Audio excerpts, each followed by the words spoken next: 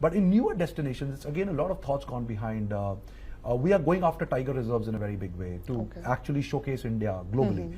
So Ranthambore opens, Kana opens. And again, the minimum room size in Kana is 1100 square feet. The minimum room size in Ranthambore is 1950 square feet. So these are larger rooms. These are pretty much all suite hotels because that's what global luxury is all about.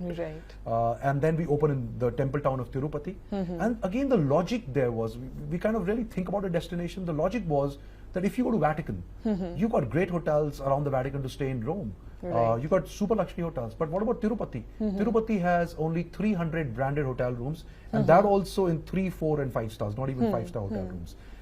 No luxury hotels per se.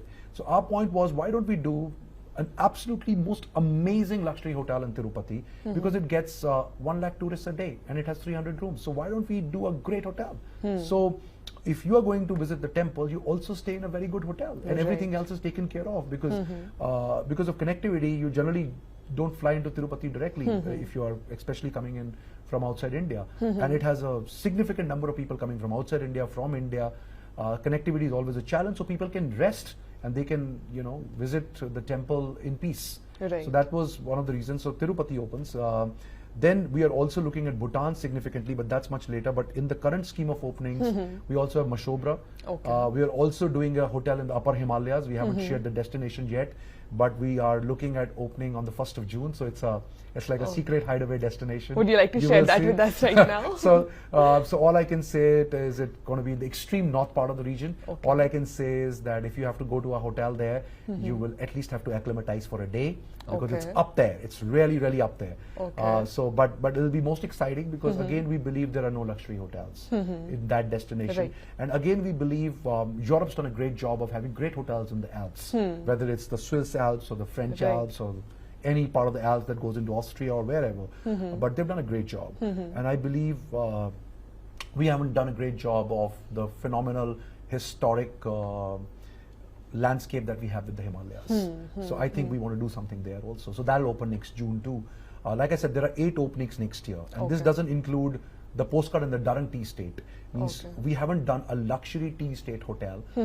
So in 1400 acres of the Durham Tea Estate, which is just 20 minutes from the Tezpur airport, you will you'll be actually be staying in the tea gardens. You will actually pluck your own tea, and by next day evening, your tea will be packed for you, and then you can get the tea every month sent to your home. Oh wow! So that's the point. Why do you need to drink preservative, you know, processed tea, which is 9 months old and packaged and sold by multinationals in this country? Our point is, why can't you have fresh tea? India is all about fresh tea, and we produce fresh tea as a country. So why are we not having fresh tea? So I think it's about that. It's about that too. And in all these destinations, Bhavya, it's all about the food too. So I've always said this, and I said this in my first press conference. We never do croissants at our hotels. Because you know, the croissant is not an Indian bread. In Goa, it's the pui. So you will get the pui, and it's an absolutely amazing bread.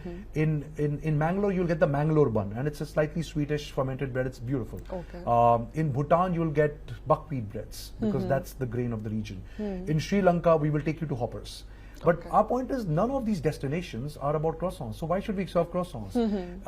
A fact which is not known in India is India has 128 indigenous varieties of breads. But we're just not proud of it. We haven't showcased it. We're not talking about it. What I love, the change in the last 2-3 years, is this great talk on millets. It's absolutely amazing because I think that's showcasing the cultural and culinary diversity of our country. And I think at the Postcard Hotel, and why it is where it is today, is because we're kind of doing everything together. So our chefs are always working in Kochi with 2 housewives from the local region who come and teach us about the local spices and the masalas. And then you have hotel chefs who travel all over the world in that hotel, actually working alongside on those recipes and actually doing that. And I think that's what kind of makes a big difference.